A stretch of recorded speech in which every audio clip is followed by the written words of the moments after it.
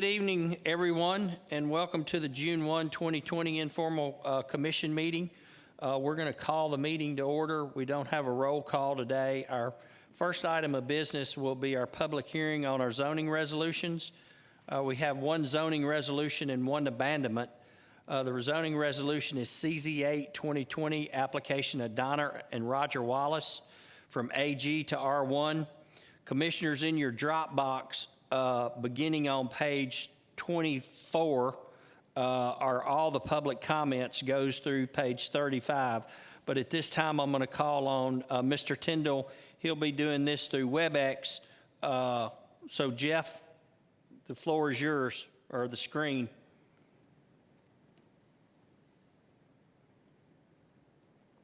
We can't hear you. Hang on. Right. There you go. So Skip's going to put up the slides, and I'm just waiting to see them.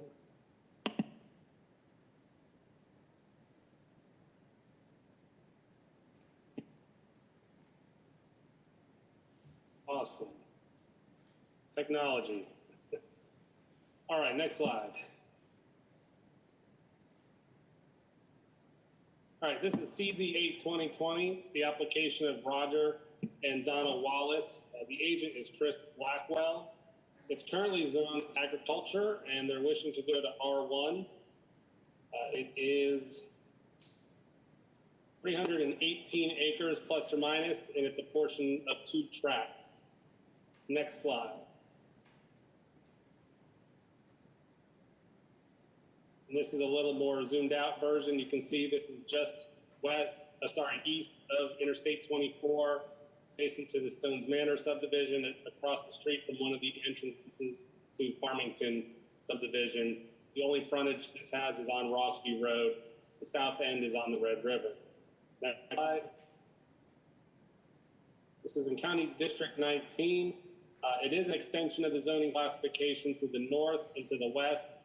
As you see in yellow there, this area is pretty much dominated to the east by ag and R1 with a little bit of E1 out there. The multifamily and the commercial is your C5 and your R4, and then obviously the industrial park with M2. It is within the urban growth boundary. The applicant's statement is to allow for single family development. It's a rolling hills being used for row cropping and areas of tree lines and multiple sinkholes. Next slide. This isn't typically a map we show you. It's one we keep in our files, but I think this is important for this one. Though it is 318 acres and roughly about the same size as the Stones Manor subdivision, which is only about a third built out, this side of the property has a lot more inclusions. It's got a lot more enclosed sinkholes, as you can see towards the north of the property. Then there's a large draw or ravine that goes through the back, where you see those lines get a lot closer, maybe about 2/3 down the property. That is a very steep fall and then rise again. Honestly, I believe the only access to the rear of this property would be through the neighbor's property at some point well in the future from Stones Manor. That bottom ridge line near the river may be developable from that side. So really the only developable property on this is on the north end of this property.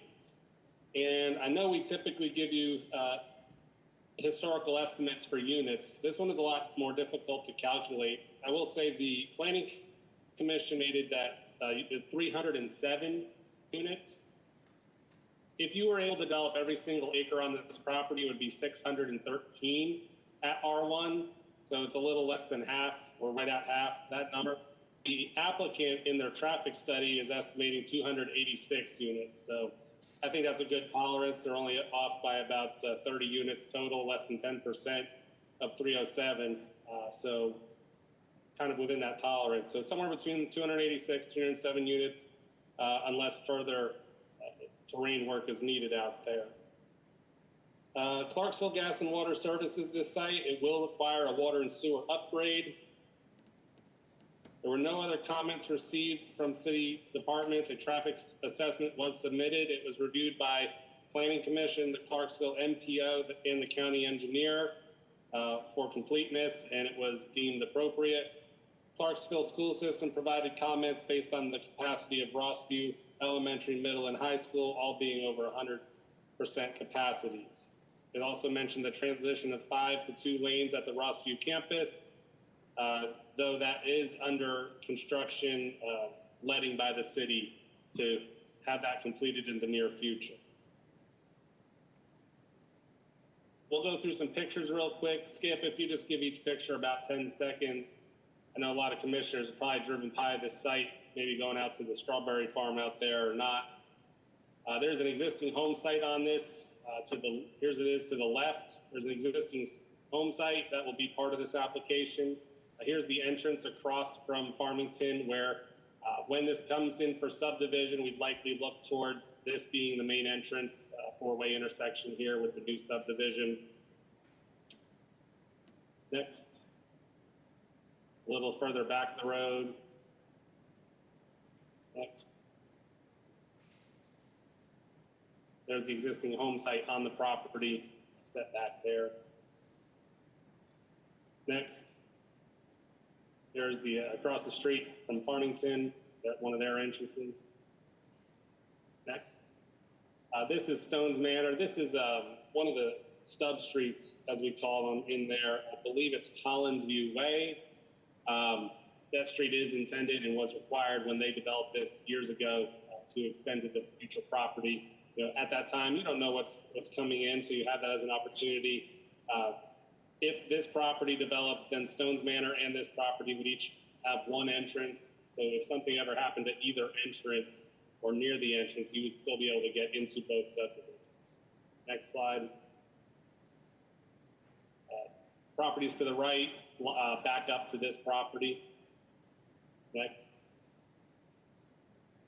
And there it is again. Planning Commission recommends approval based on the facts that the proposed zoning request is consistent with the adopted land use plan. The proposed R1 single family is the appropriate zoning classification for the area and an extension from the north and the west.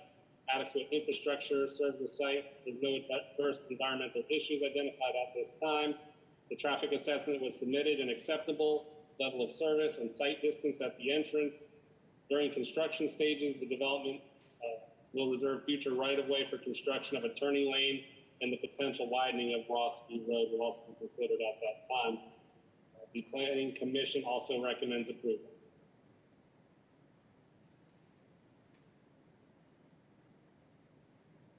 Is that you? Are you finished, Jeff? I'm done. Any questions of Mr. Tyndall? If you would, just hit your Commissioner Knight. I was just wondering, is this piece of property in a flood zone? Could you hear that, Jeff? Yes, portions of this piece of property down near the Red River are in the flood zone. Through that draw and towards the south end of the property, but the north end is not in the flood zone. Thank you. Commissioner Harper? Thank you, Mayor. Jeff, quick question. The lower portion or the south portion of the property, you're saying that that probably would only be accessible through Stone's Manor? Is that correct? Yes, and the applicant is here tonight, I believe, to potentially speak to that. Skip, if you would go back to the topographic map.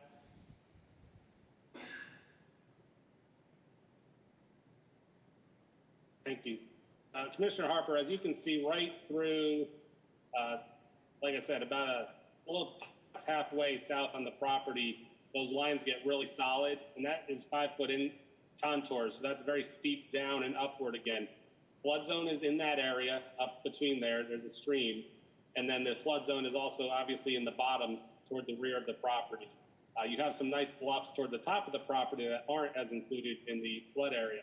But as you can see, it's really difficult if you took a road from the north piece of this property and started coming down. Even if you hugged the property line with Stone's Manor, you'd have to cross that ravine. There'd be a lot of engineering involved. So the easier way to handle this, and we actually had a subdivision recently down in, just left my brain, over by East Montgomery Elementary, off that road down there. It actually did go to another property, and obviously, they both developed in concert with each other. But as you can see, there's a little high property area down there, and you'd have to tuck in from more than likely the Stones Manor subdivision would stub a road over there, and then you'd be able to squeeze out another 20 or so units down there, depending on what's. Thank you. Commissioner Knight? So even with the sinkholes, it was recommended for approval? Yeah, the sinkholes are just a way of life here in Montgomery County. You can't deny because of a sinkhole. There's ways to engineer yourself around it. You can make them injection wells. You can spend some money and do that. Some of them you can fill or change the contours. Some of them you can make a little bigger. You can make them hold water or de-water them. So there's ways to work around that, and that's really a question for the engineers. But it happens plenty across this county and city of working around sinkholes. Okay, thank you. Any other questions of Mr. Tyndall? Commissioner Pritchard? Yes, it's my understanding, Mr. Tyndall, this is a 4 to 5 year build-out, and within that time period, Rossview Road is supposed to have a widening. Is that correct? I think that's a fair question for the applicant. They may start the day after they're rezoned, and they may wait. We obviously are in economic times right now. I'm sure they're going to wait to see what residential market does here in the next couple months. But even Stones Manor, when it started, was probably only a couple-year venture, and it's only built a little bit. So that's hard to say. When they do develop, however, we would require a reservation of right-of-way along Rossview Road, which would be likely probably a 100-foot right-of-way up there. And that would allow the county or the state to purchase that right-of-way. Since it was already set aside, you're not going to displace anybody, and the developer can work around that, knowing that that's coming in the future. At that time, the road would be widened, and both those time frames are in that area that you're talking about, hopefully. Okay, thank you. Any other questions of Mr. Tyndall? I think before we call on folks to speak, I think Mr. House from the school system is on WebEx, and I think he wanted to discuss the school system's comments. Mr. House, can you hear me? I can. Can you hear me, Mayor? Yes, sir. Thanks for having me. The first thing that I want to mention is that I think this land is inevitable. It's inevitable that it will be developed. We know that a majority of what happens off Rossview Road will be developed.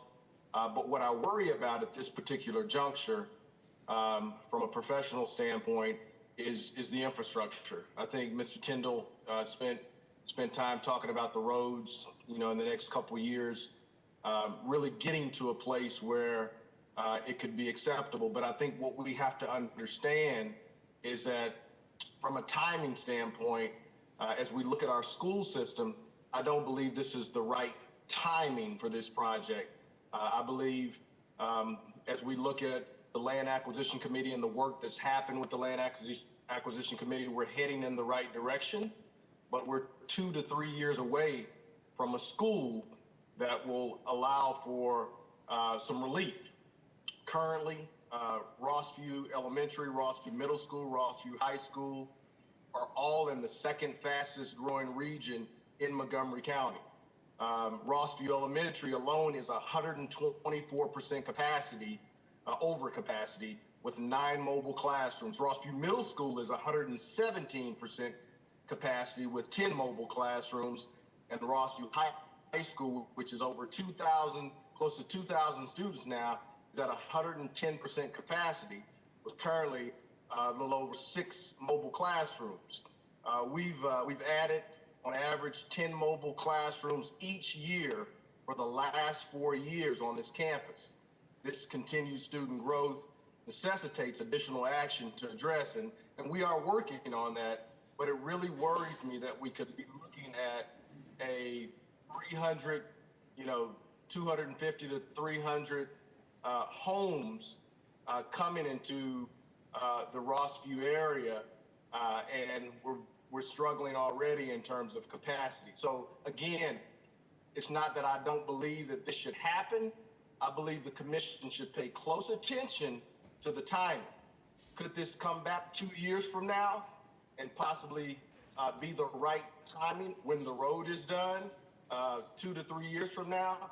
I think that is, in my opinion, what a smarter plan could and should be. Thank you, Mayor, for allowing me to make some comments.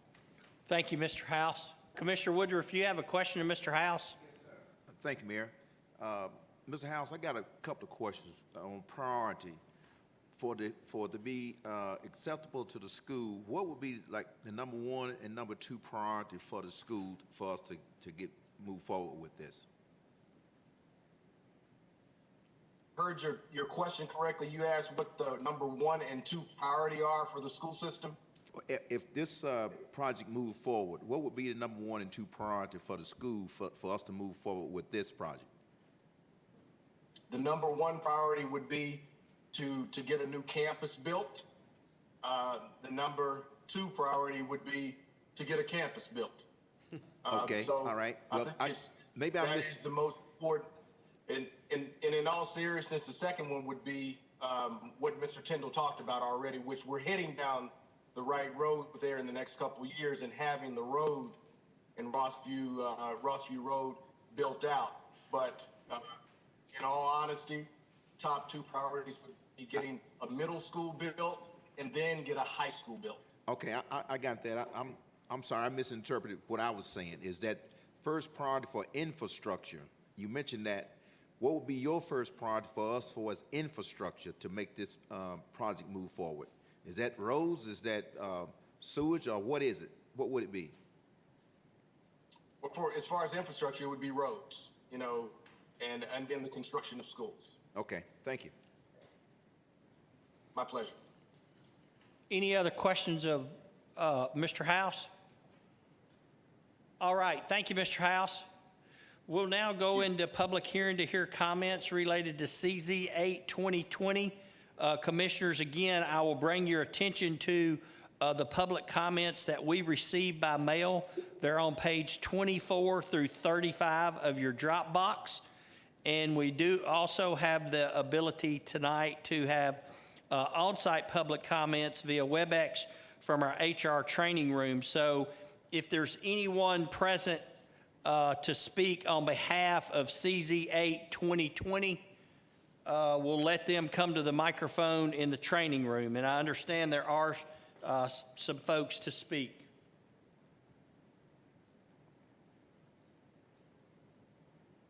Michelle, can you hear me? Yes, come on up. I'm sorry. Yeah, it's already ready. If you would, please give us your name, your address, and if you would, please try to limit your comments to 3 minutes.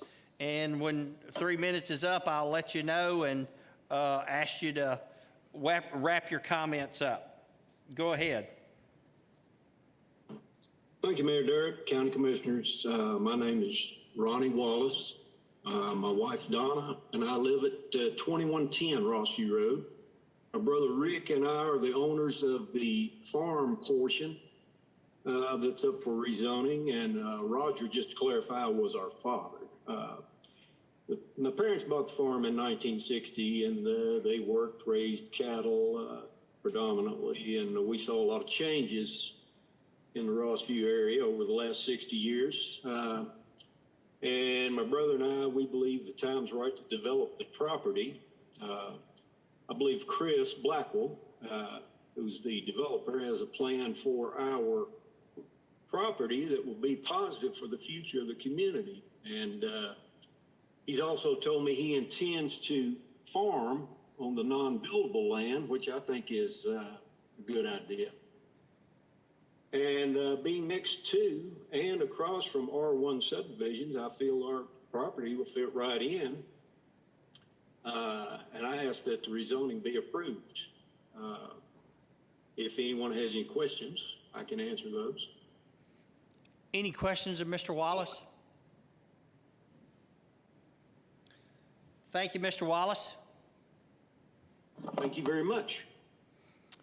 Is there anyone else present to speak on behalf of CZ8 2020? Good to go. Yes. Thank you, Mayor and Commissioners. I'm Chris Blackwell, 2091 Bend Road, Clarksville.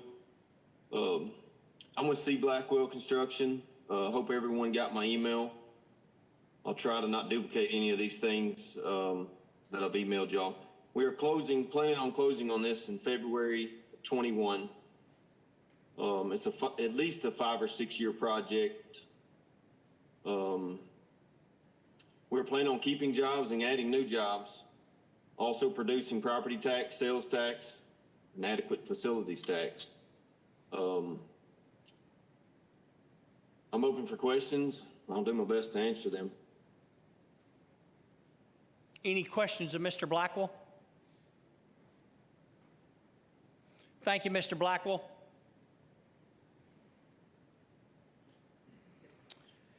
Is there anyone else present to speak on behalf of CZ8 2020?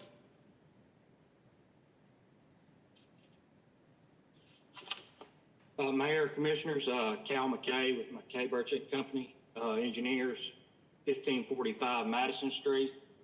I think there was a couple of questions about the property itself. Mr. Tyndall explained it well.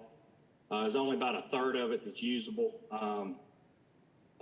Really no way to access the southern half of the property unless Stones Manor continues to develop and provides us a road stub. Even then, property's challenged with TVA lines, floodplain, sinkholes, that sort of thing. We're talking an R1 zoning will produce us less than 1 lot an acre for this entire development.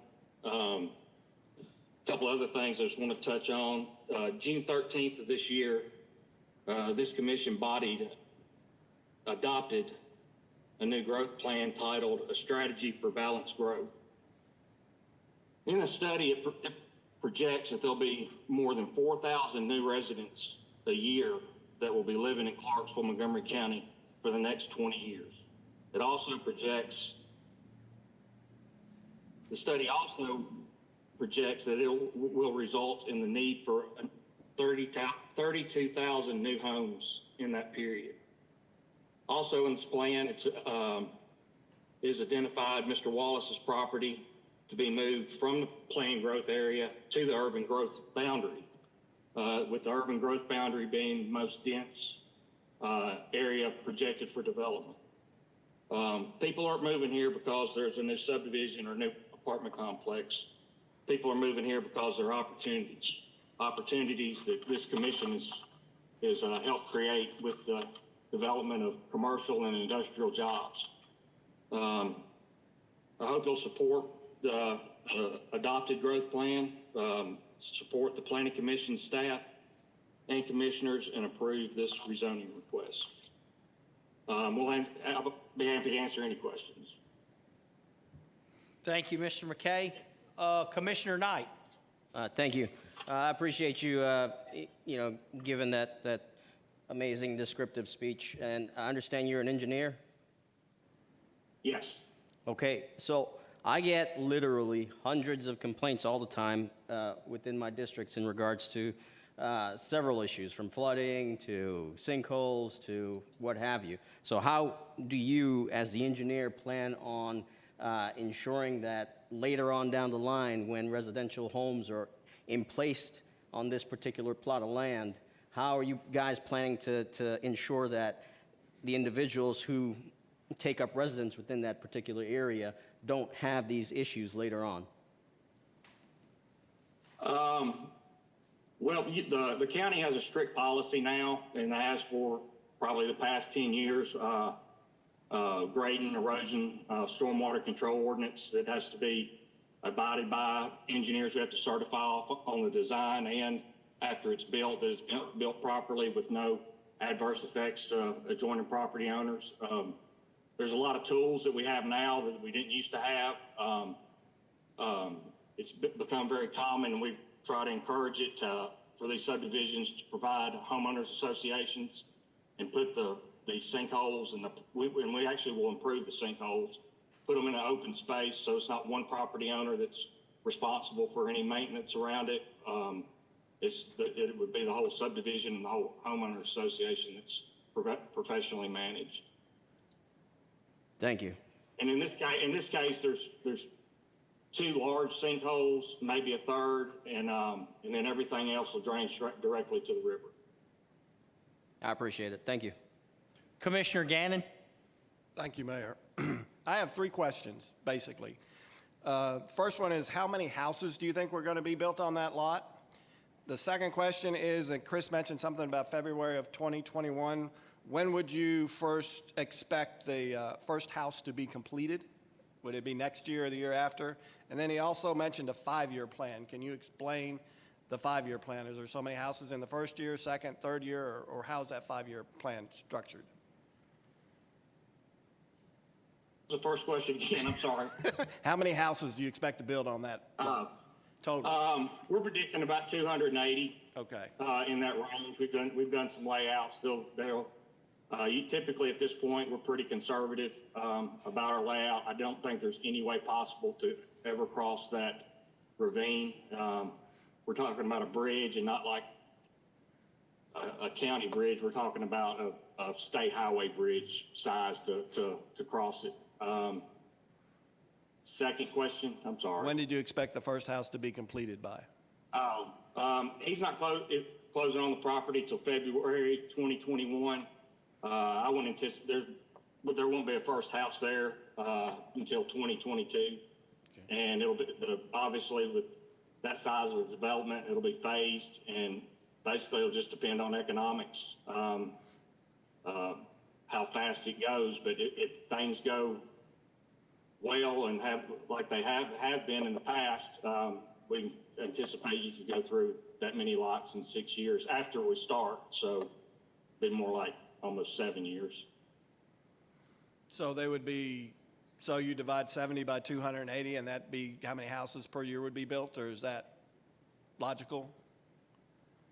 Yeah, some phases may be smaller. A lot of it depends on infrastructure. We're going to have to provide a lift station. We may have to move the lift station.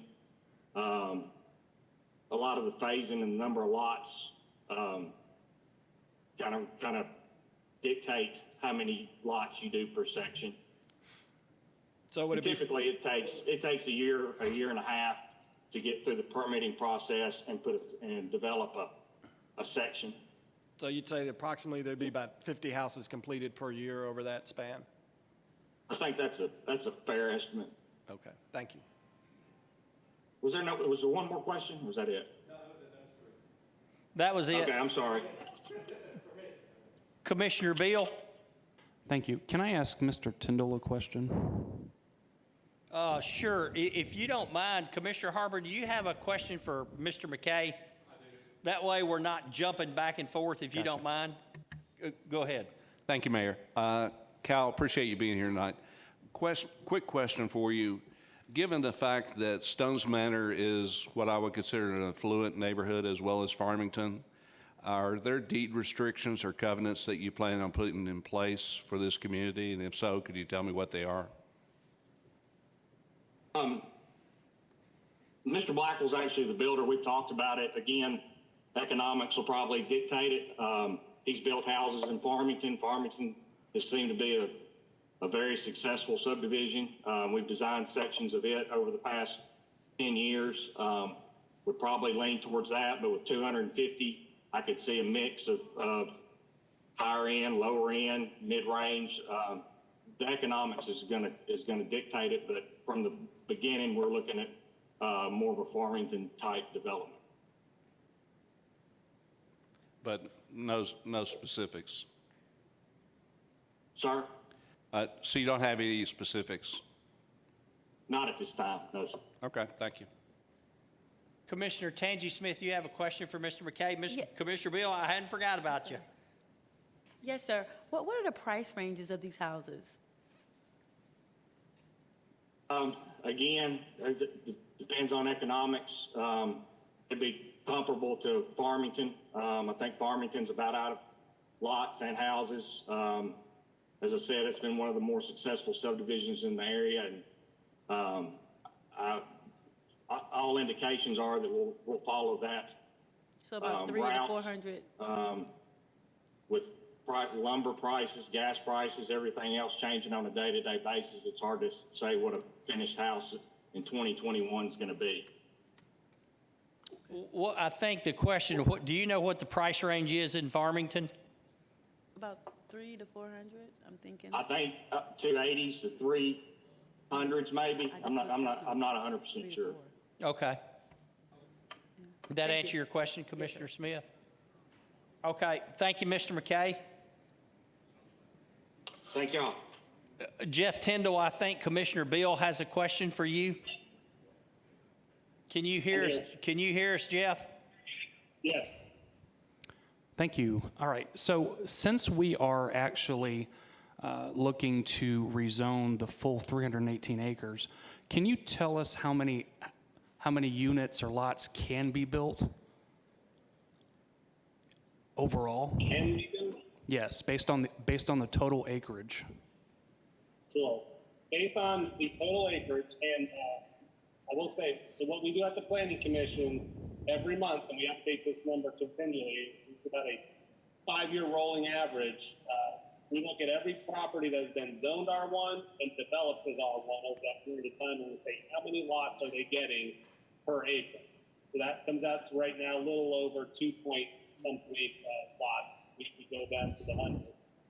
Then we just take the raw acreage and divide it back out. So if this whole property was developable, if it was flat, featureless, get everything out of it, 828 is what we would say. I'm sorry, that's the population. Sorry, 613 units.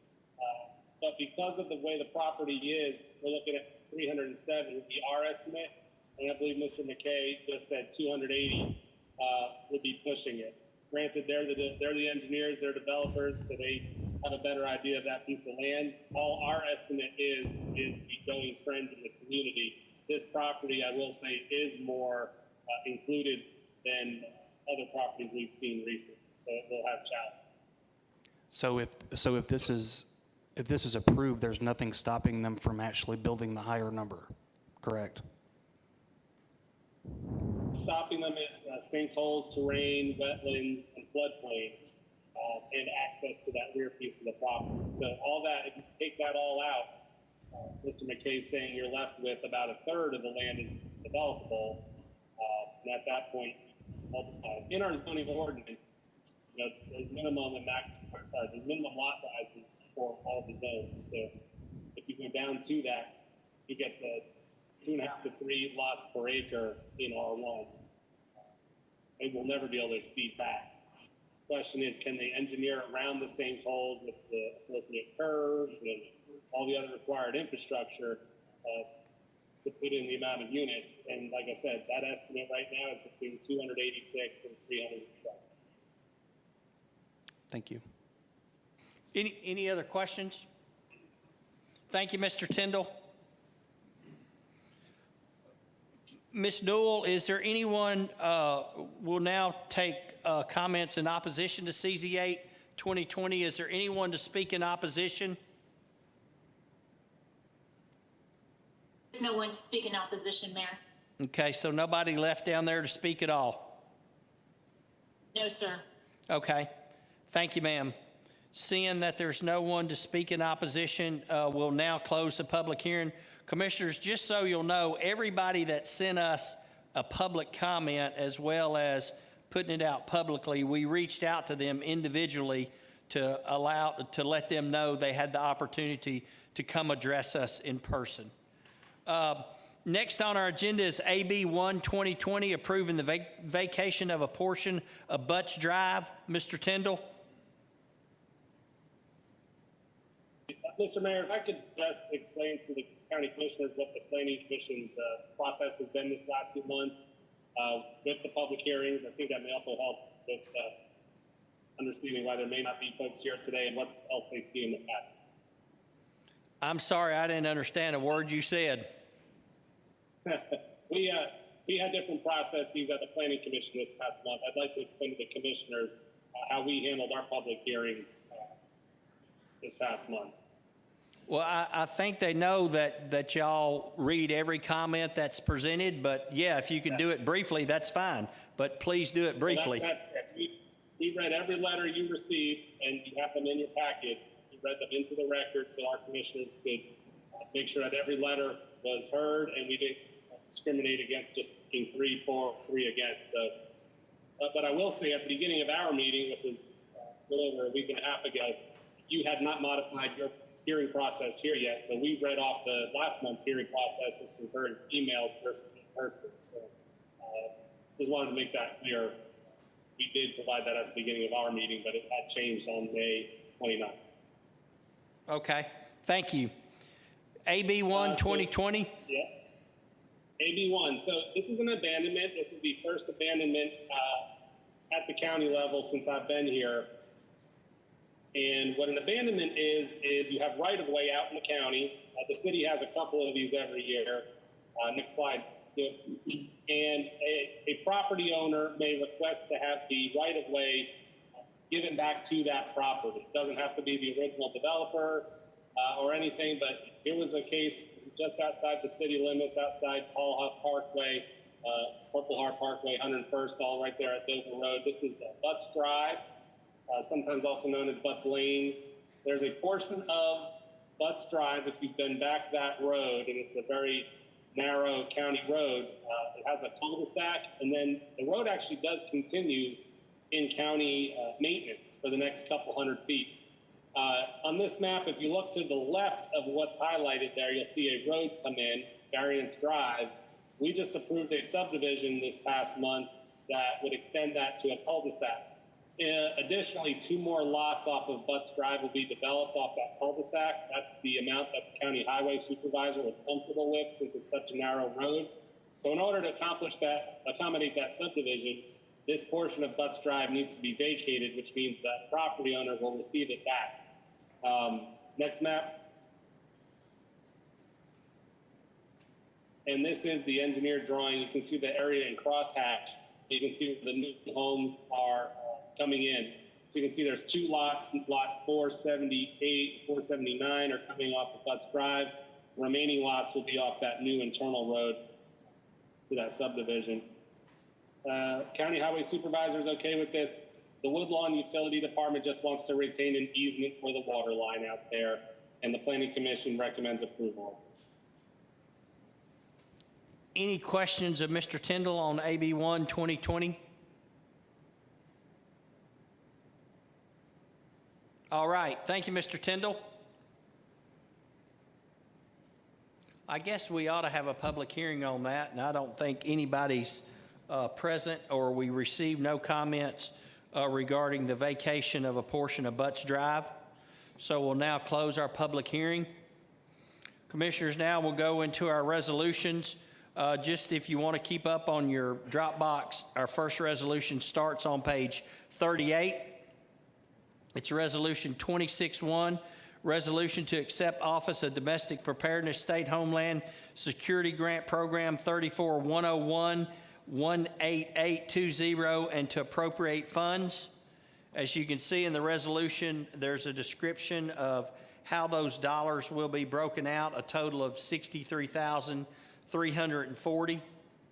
Any questions on 26-1? And Commissioners, we tentatively have that set for the consent agenda.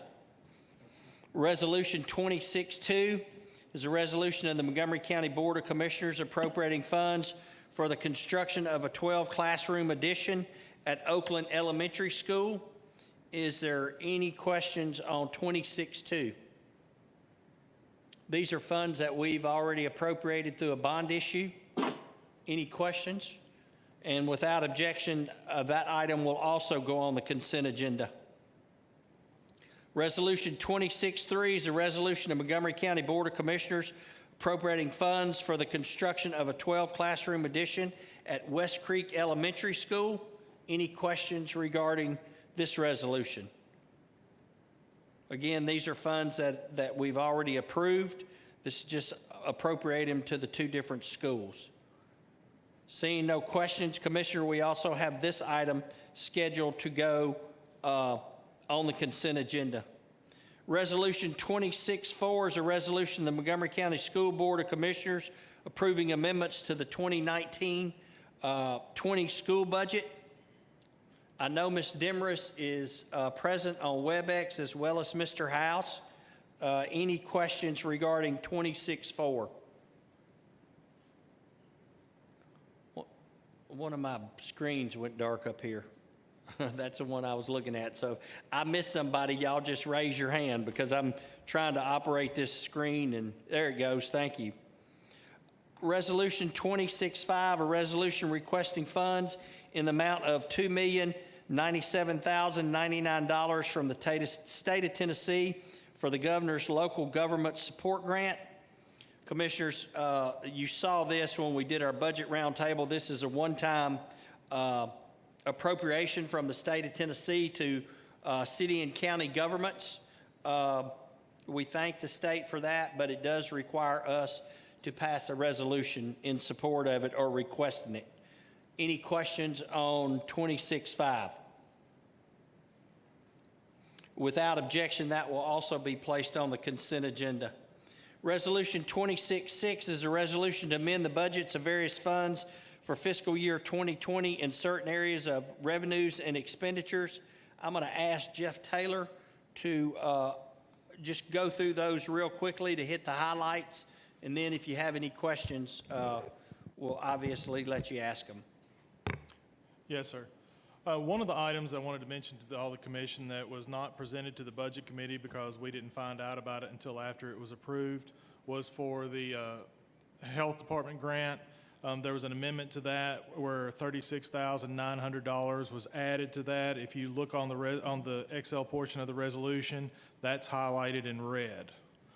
On the expenditure side, just to go through some of the high points, like the mayor said, one of the items that we increased the budget for was the county attorney's budget for $330,000 for legal services, both for Mr. Harvey and outside legal services as well.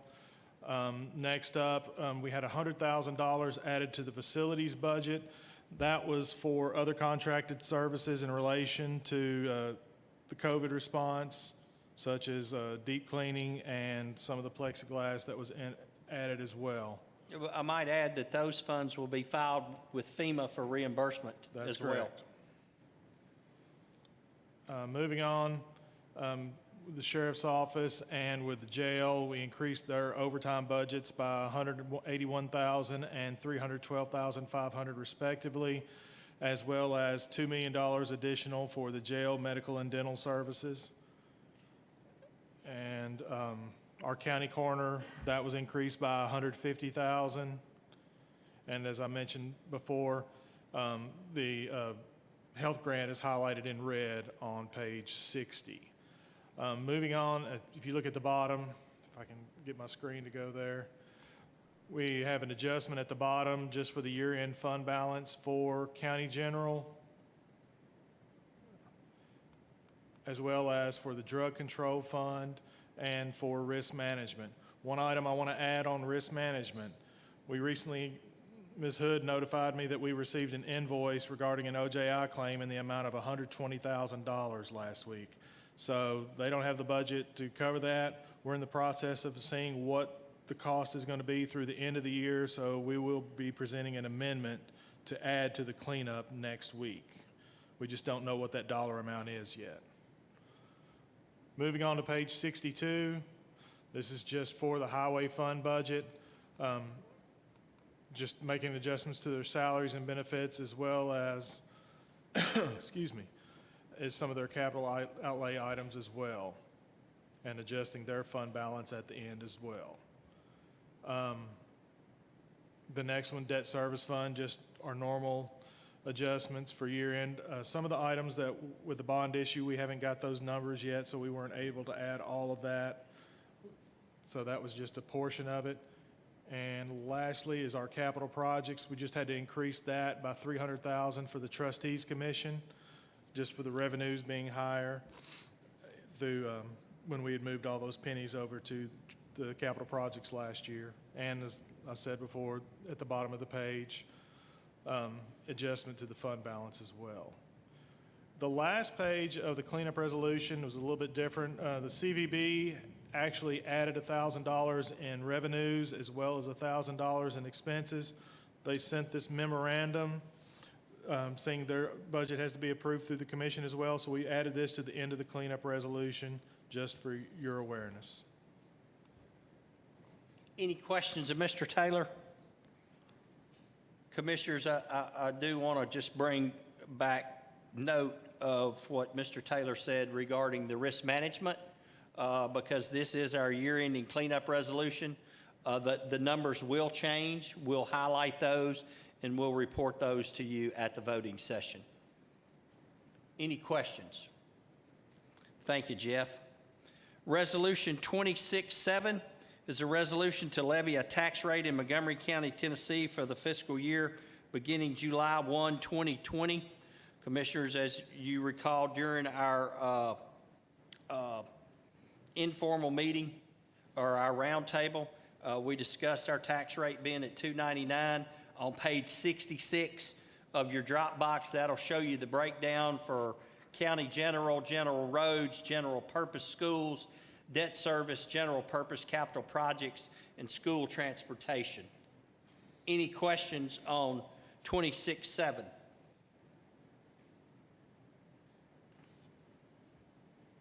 (26.8) is a resolution making appropriations for the various funds, departments, institutions, offices, and agencies of Montgomery County, Tennessee for the fiscal year beginning July 1, 2020 and ending June 30, 2021, and approving the funding of nonprofit charitable organizations in accordance with TCA 59109.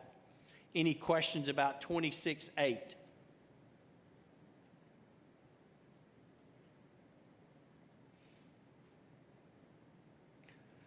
(26.9) is a resolution requesting a study by the Clarksville Montgomery County Regional Planning Commission to recommend modification of M2 zoning for proposed Montgomery County zoning resolution for purpose for use permit on review for outdoor suppressed and unsuppressed quality assurance testing applications in the M2 zone. Any questions about 26.9? Is there any objection to putting that on the consent agenda since it is only a resolution requesting the study? Is it? Okay. And then, commissioners, we will have to suspend our rules next Monday night to hear Resolution 2610 without objection. We'll suspend them at our informal. I see no objection to suspension of the rules. Resolution 2610 is a resolution to accept and appropriate funds for the Department of Justice, Office of Justice Programs, Bureau of Justice Assistance, fiscal year 2020, Coronas Emergency Supplemental Funding Program, and unappropriated fund balance. Jeff, do you want to just talk to that real quick? Yes, sir. This is just some money that they're able to get a grant for basically, Chief Smith can correct me if I'm wrong, it's for temperature machines to be added over at the courts complex as well as this building, as well as over at the public safety complex. A portion of that will have to be paid for through the fund balance, but the majority of it will be paid for with grant funding. I think $30,500 is coming out of the fund balance? Yes, sir. So these will be permanent, correct, Chief? One of them, correct me if I'm wrong, one of them will do 4 people at a time? Up to 30. Up to 30 at a time. It's a optical thermal camera that can scan people, use that thermal imagery, applies an algorithm, and detects your temperature, and then records it and alerts that. So people watching monitors or the court center, as people come through, it'll check their temperature. You can put ranges in there, such as the 100.4, which is what we believe to be the temperature that we're looking for to create an alert that allow deputies to go and talk to the person. Awesome. Any questions of Jeff or Chief Smith regarding 2610? Who? Yes, ma'am, Commissioner Leverett. I wasn't, is it one machine, two machines? I wasn't sure of the quantity. 10? Okay, thank you. Yeah, I think I may have said two, one that do 4 and 1. Obviously, I was wrong. Any other questions? All right, Commissioners, you'll see all of our reports that will be filed. Every one of those we have slated for the consent agenda, but I will, the county mayor the nominating committee, I know y'all do have a nomination. Commissioner Gannon, I'll give you the floor. Thank you, Mayor. The nominating committee met today at 4:30, and we have the one nomination that we will submit for the formal meeting.